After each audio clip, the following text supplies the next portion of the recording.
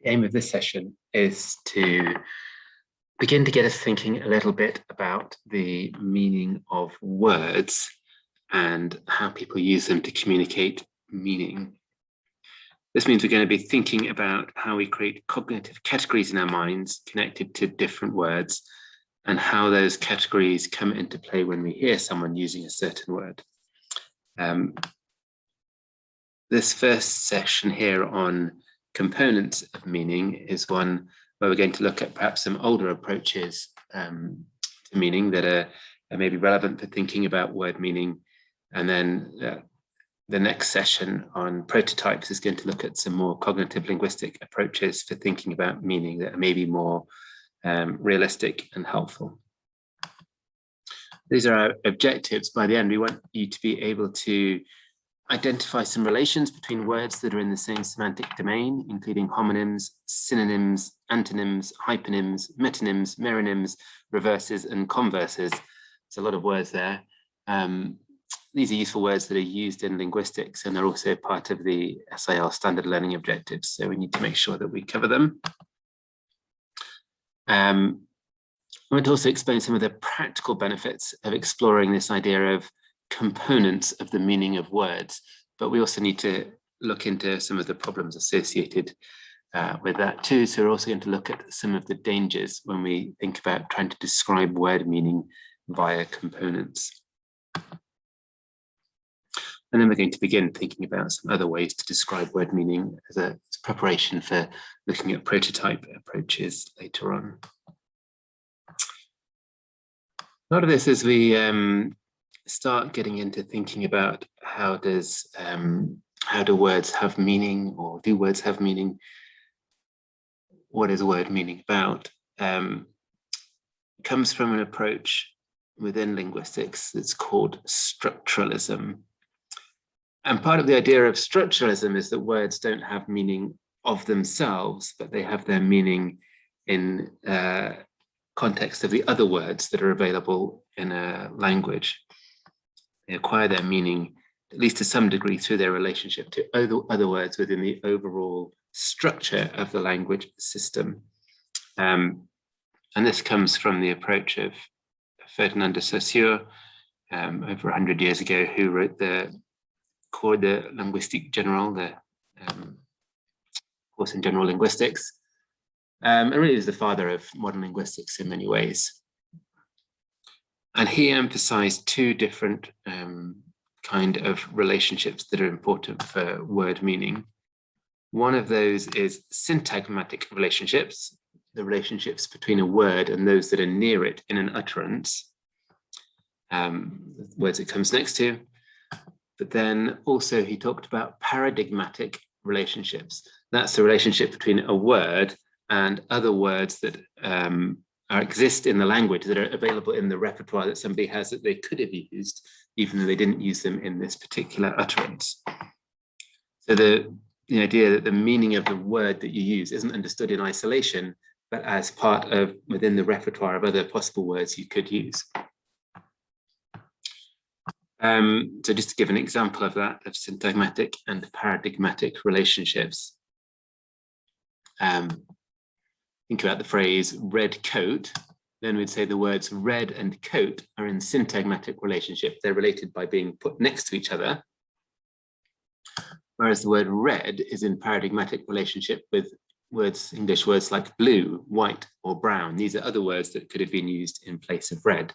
And obviously in other languages, you might have different sets of colors. Maybe you have a wider set of colors or a smaller set of colors than are available in English, and they would affect what people would perceive as the meaning of a word like red. And coat is understood in paradigmatic relationship with other words that you could use for a piece of clothing of that kind, like jacket, anorak, or shirt. They help to define what it means by coat for somebody who hears someone talks about, I had a red coat. This idea of paradigmatic relationships moves us into the idea that perhaps there are a group of words that fit within the same kind of field. Sometimes this is called a semantic field. or sometimes it's called a lexical field. They're slightly different. So we'll focus here on the lexical field. Let's say a lexical field is a group of lexemes, basically a group of words that belong to a particular activity or an area of specialist knowledge.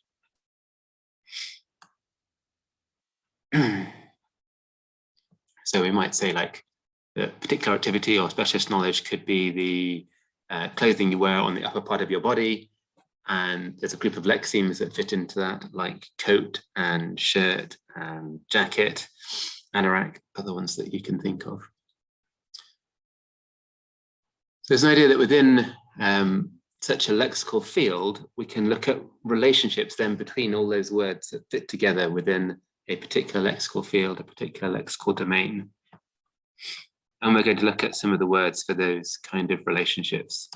We're going to look at synonyms, antonyms, hyponyms, meronyms, homonyms. Oh, they've all gone very quickly. Let me look at that for another second. You see the nyms at the end, all to do with naming things. So let's start with one that's probably familiar and that fits with the kind of paradigmatic relationship I was talking about before. Perhaps the idea of synonyms. So synonyms, the idea is that we have words with the same or very similar meanings. So you might like to think this, like, how many synonyms can you think of for the word die? Maybe think of expire, passed away, kick the bucket. And you think, there's quite a few different words here for die, and sometimes it's hard to think of them straight away, but you can find them in different texts as you're looking through. In English, we can look for a thesaurus to try and find them. In other cultures, such a thing might not exist, so you end up looking for different texts, or you can do rapid word collection activities where you get a whole group of people and ask them to think about the idea of what sort of words you might say when someone has died. Let's see what ideas you come up with. What we discover when we think of the synonyms, why is it that we have more than one word in a language for something that's very similar? Some of the background is that these words might come from different dialects or languages that have then merged into the repertoire of people who are speaking right now. So, for example, we have in English things like cloth that comes from Old English and fabric that comes from Latin. Different cultural roots to the words that we have. And you may have words that belong to different registers. That's the idea of a register is something that you've maybe come across in sociolinguistics, words that are used in different contexts with different groups of people and different social situations. So, for example, police and cops, you might think are synonyms for each other, but you'd use one in certain situations and the other in other situations, other contexts. An interesting thing about synonyms is that you might discover that some synonyms can be used very much interchangeably in some contexts, but in other contexts, they have different nuances of meaning, different things that you'd infer from them. So, for example, if you're talking about houses, my big house and my large house, probably very little difference in meaning. I'm not sure you'd be getting a very different picture from that. Whereas if you talk about sisters, you say my big sister generally means she is older than me. She's big in the sense of having greater age. Whereas if you say my large sister, it's going to be talking about her physical appearance. So when you think about words and what they mean, you need to think about the different contexts they're used in, not just look at the very first context you think of to say, do these mean exactly the same thing?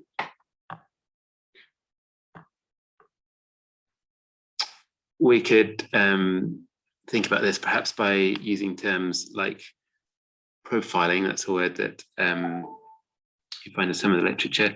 Say maybe that when the word big is profiled against house or the domain of buildings, it means something to do with being large, whereas when the word big is profiled against the domain of sibling relations, it means older rather than being about size. Okay, so we have the idea of synonyms. Another similar idea within a lexical field is that of antonyms. So whereas synonyms mean things that are words that mean something like the same, antonyms, we're having words that we could say they're still in the lexical field, but they mean something like the opposite in one way or another. There are various different kinds of antonyms, though, that we could look at. One kind of antonyms are antonyms that are complementary. You can only be one or the other. In a sense, they contradict each other. So dead and alive are antonyms. You can't, if you're not dead, you're alive. If you're not alive, you're dead. Passing and failing, complementary antonyms. Other antonyms you might think of as being gradable rather than being mutually exclusive. They're a kind of scale from one to the other. So we've got rich and poor. These are words that you can put very or a little bit in front of, like very rich, very poor, whereas you can't be very dead. Warm and cold are gradable. There are other antonyms which are typically verbs that are the reverse of each other. So going and coming are reverse in some way. Filling and emptying, there's a reverses.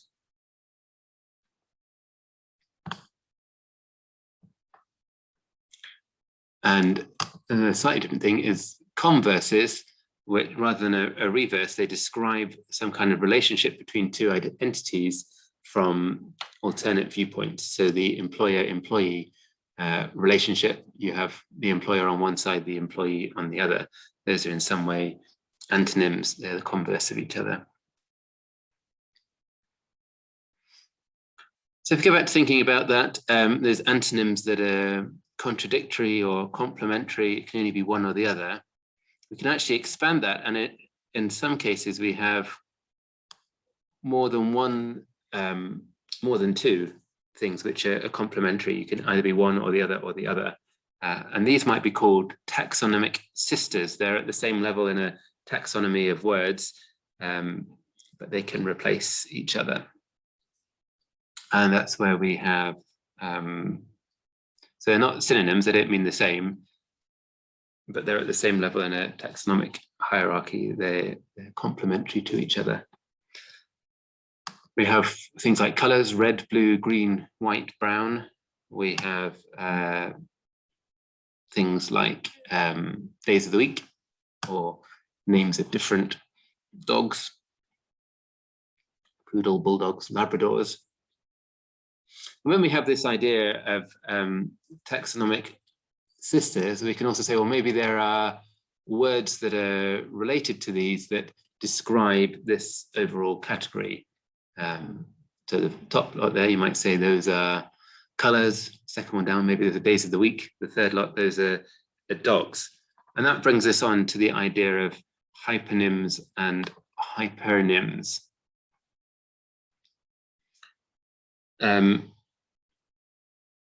So hypernym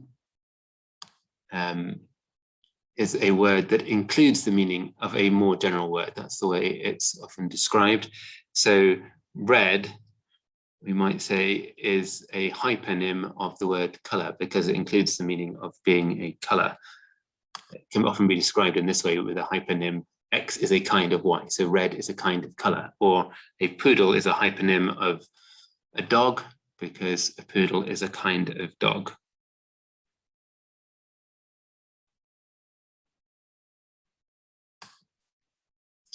And looking at the other way around, so dogs and cats are hypernyms of the hypernym animal. So the hypernym is the one at the higher level, the hyponym is the one at the lower level.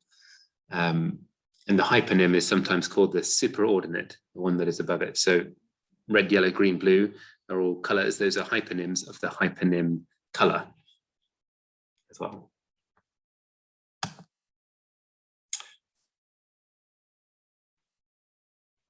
Okay, another kind of relationship that we might look at is the idea of meronyms and holonyms.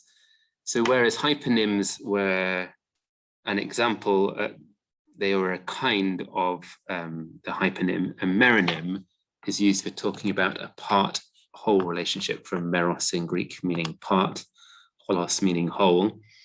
So these you can describe in terms of saying X is a part of Y. So for example, you might say cover and page are meronyms of the holonym book, because a cover is a part of a book, a page is a part of a book.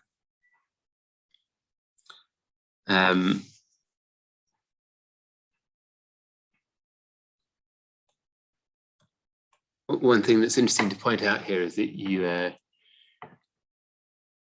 can conceptually think of dividing up an item into all sorts of different sections. Like you could have the middle 20 pages of a book, could be something that we're thinking of, but we don't have a lexical name for that. We don't have that encoded in the vocabulary of language. So we wouldn't say the middle 20 pages of a book is a meronym for book.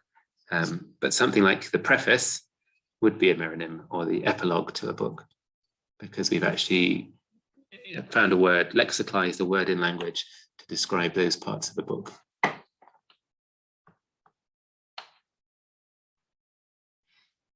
Okay, the last one I've got in this list is something a little bit different, which is homonyms.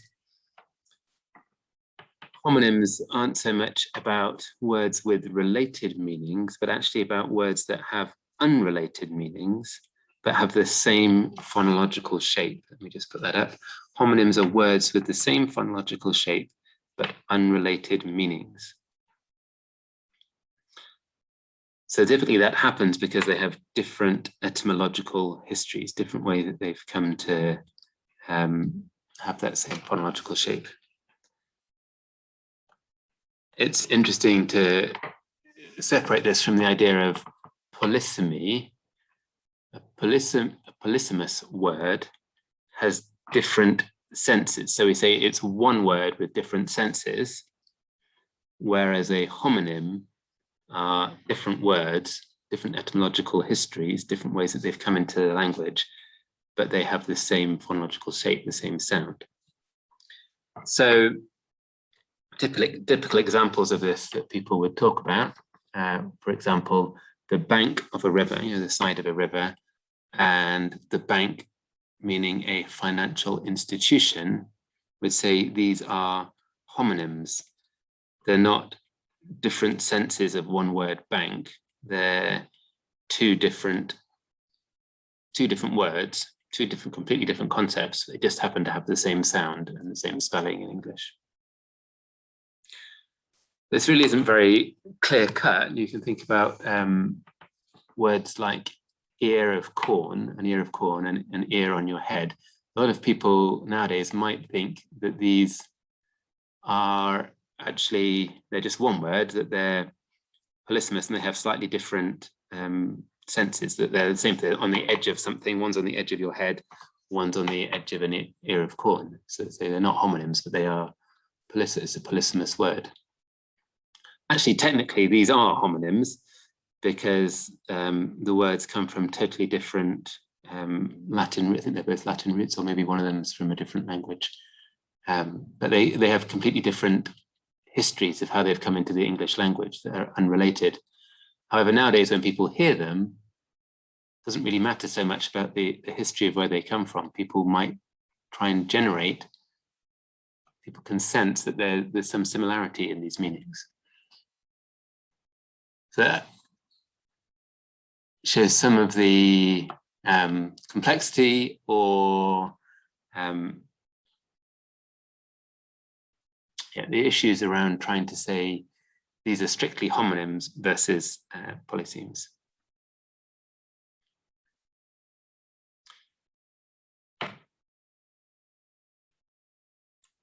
Going back to our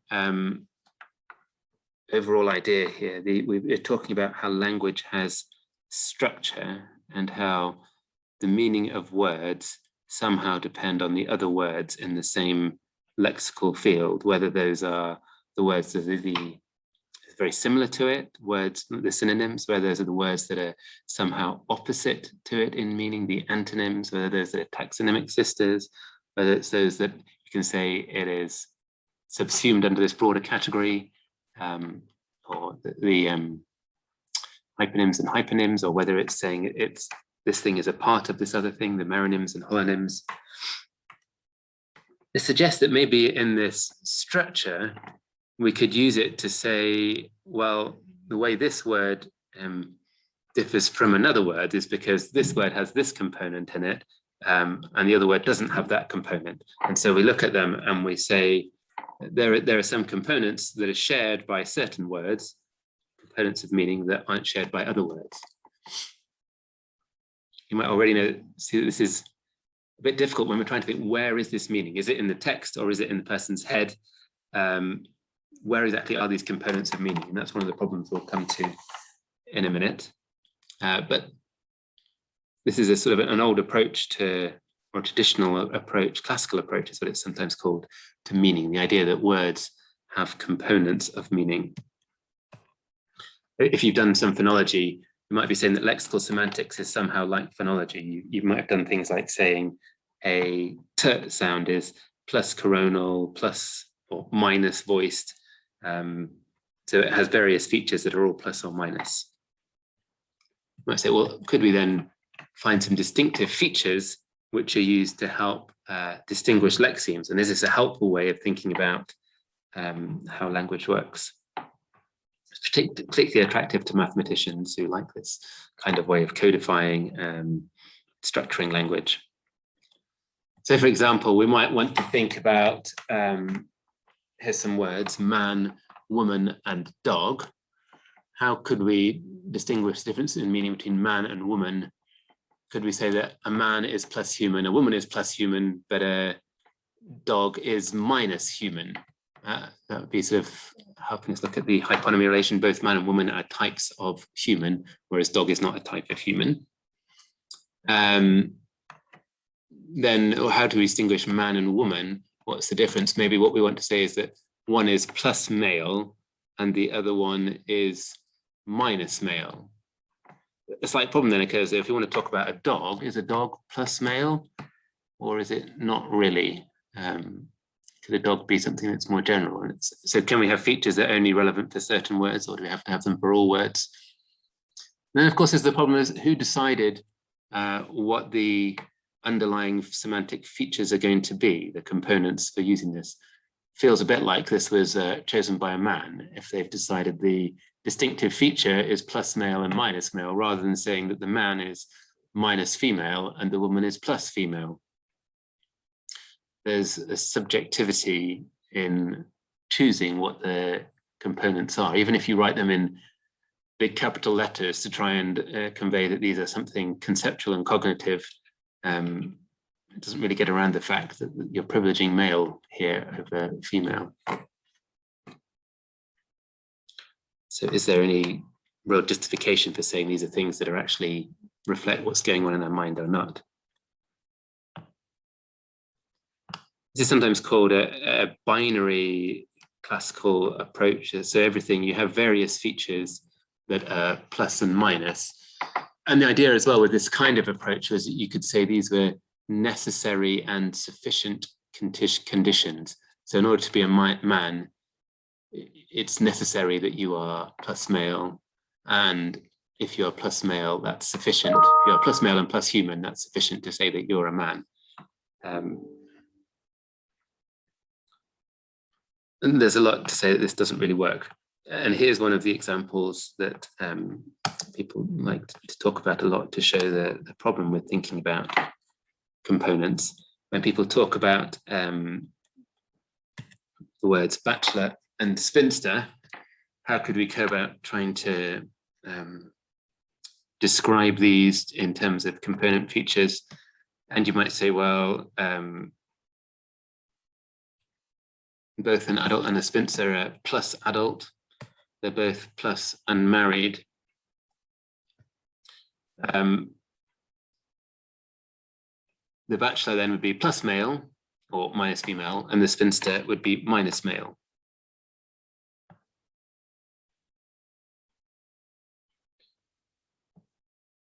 However, this doesn't capture really some of our thoughts about what a bachelor is. For example, we don't typically talk about the Pope as being a bachelor, even though he'd fit these categories. He's an adult, unmarried male. He's not available to be married, and typically bachelor suggests that someone is available to be married. So something else is needed to capture our prototypical expectations of a bachelor. And similarly, for a spinster, if you talk about a young single woman as being a spinster, she's probably not going to appreciate that very much. They aren't sufficient. These components here aren't sufficient to capture what we think of as spinster. Typically, a spinster is an older woman. Bachelor might be a younger man who's eligible to be married. So these features here aren't enough to capture the rich meanings that are involved in being a bachelor or a spinster.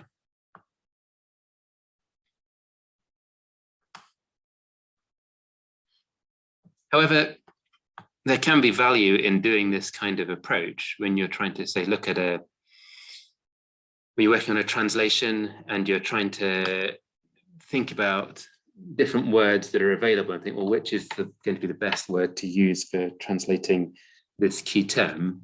So from this idea of components of meaning, people have created an approach for looking at languages that they call componential analysis, to try and work out, well, which things are shared and which things aren't shared, without getting too deep into whether it's psychologically reasonable or not. So this is the kind of approach that's used in componential analysis. You look at a word or a sense of a word that you're thinking about, then you list the other words in the language within the same area of meaning. You look at these different words and you try to see what are the shared components of meaning between some of them, which one that you could say these ones and these ones all share this component, but this one doesn't share that component. And then you could look also not just for the shared components, but the contrastive components, which are the components of meaning that distinguish this from other ones. And this kind of stretch-list approach has been used quite a lot by organizations like SIL over the years working on translation. And it was advocated for by Katie Barnwell, who wrote some of the foundational books on Bible translation. And she described it like this: only those aspects of meaning are considered to be part of the semantic structure of the language for which there is some formal contrast within that language, and which enable helpful generalizations to be made. So you look at, if you don't have two words that are contrasting with each other, you can't say that there is, that element of meaning is important. So she gives an example using words for buildings in English. Here's a load of words for buildings: house, palace, mansion, hut, bungalow, cottage, flat. Say we wanted to try and find the components of meaning to describe this lexical domain and what are the differences between these different words. That's often a very important thing to try and do, right? When you've got a language, now, how exactly is this one different from another one? So this is an important, helpful technique to use. So it's perhaps important to think is what are the kind of categories that are important to distinguish one from another. And here she has things like size. So there are expectations of size that fit each of these. Is it the type? So several of them are separate from another, but then she's got, like at the end, the flat there. What distinguishes the flat from the other ones is it's not separate from other things. So that's why that's an important component to include. On the next line, she's thought that private versus official is important because that's what separates out the palace from the other ones in this list here. And then the quality is another one that you see important to separate out palace and mansion. Then the number of floors might distinguish other elements here. So you can come up with a list of various different components and where your different words fit with relation to those components. Notice that she's moved away from just saying plus or minus, but has a variety of different words that can be used in each category, which seems more relevant. And also, I think probably here she's not thinking in terms of saying these are necessary and sufficient conditions, but maybe these are components that fit with a prototypical example of one of these objects.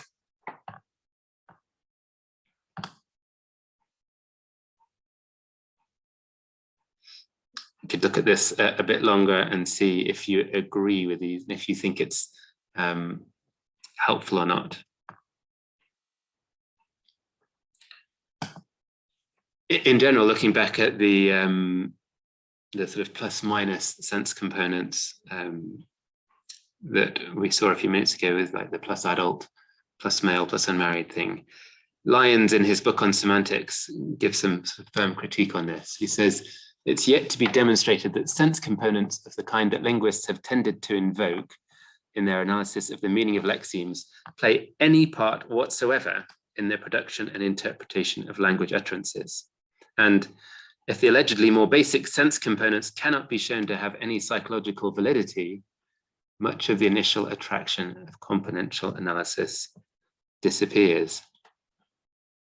So this is the point. Is it worth talking about meaning and trying to create constructs to describe the meaning of words if it's actually just in the analyst's mind, not something that humans actually ever use when they're processing or working out meaning? And that's why we've been focusing on relevance theory and looking at utterances and trying to think carefully about how do we actually in everyday speech understand meaning from what somebody says.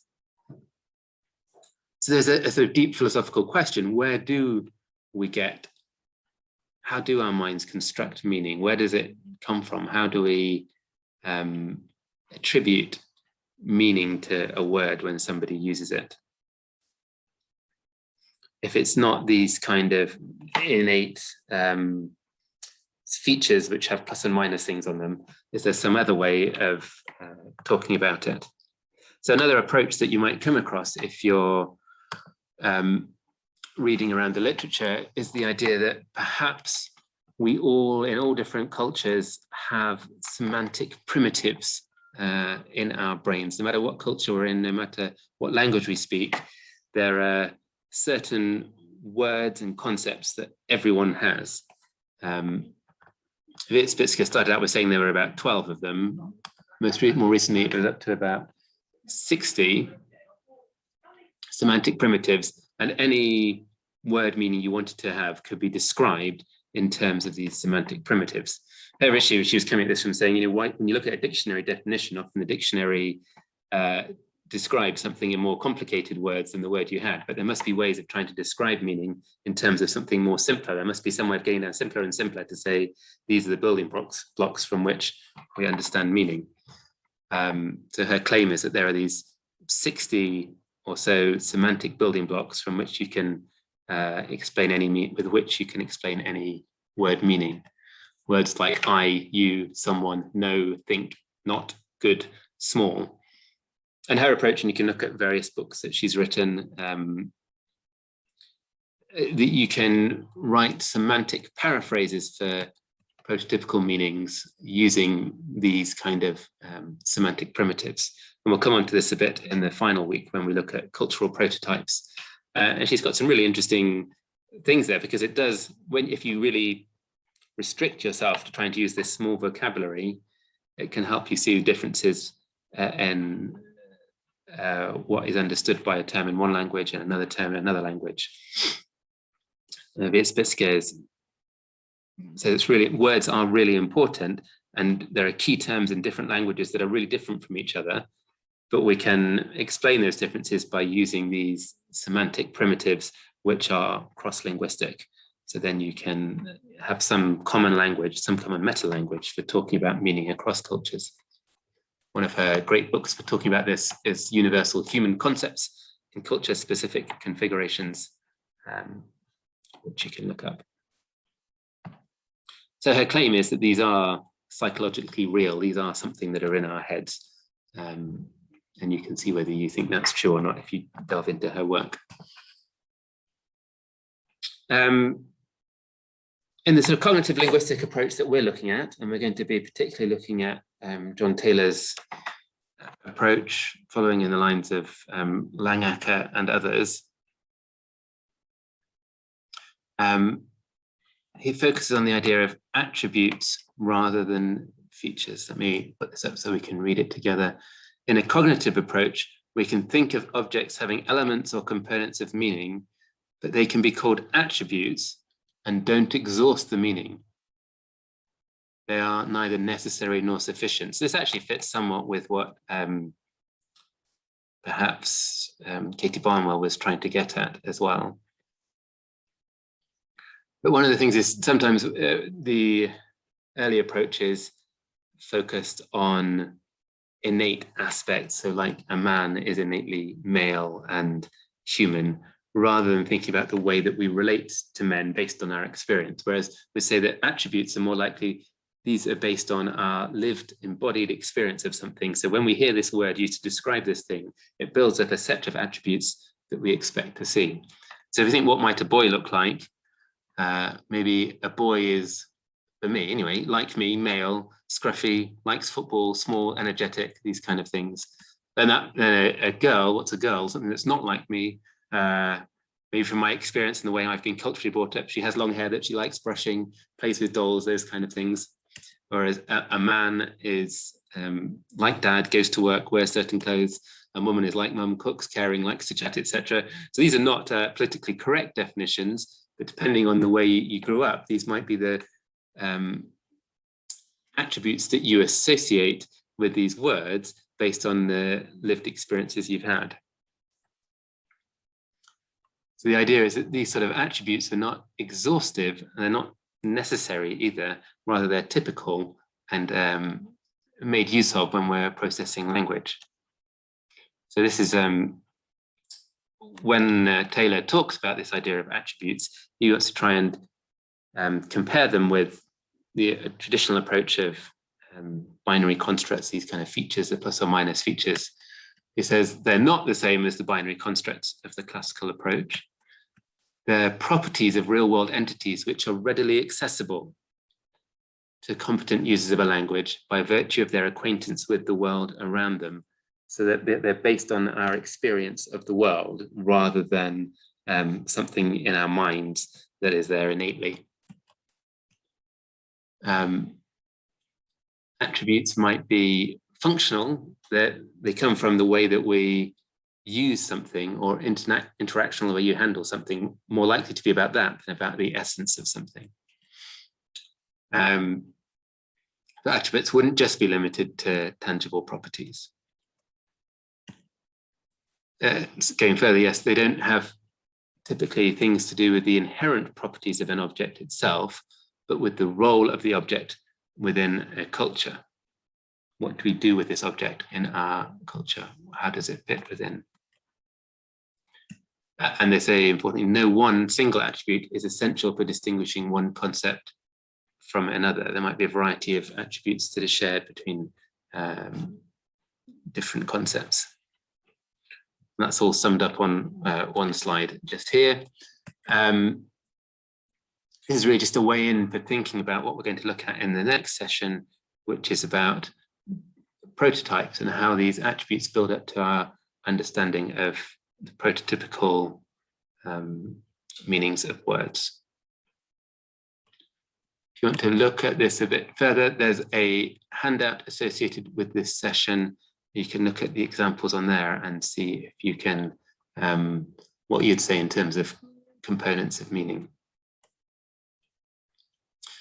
And you can look and see if there isn't a word in the language that you're working on, so you're doing some translation, are there attributes or components of meaning that you want to make sure you replicate in translation? Would that be the same in all contexts, or are there some contexts where you would think other aspects are important to replicate?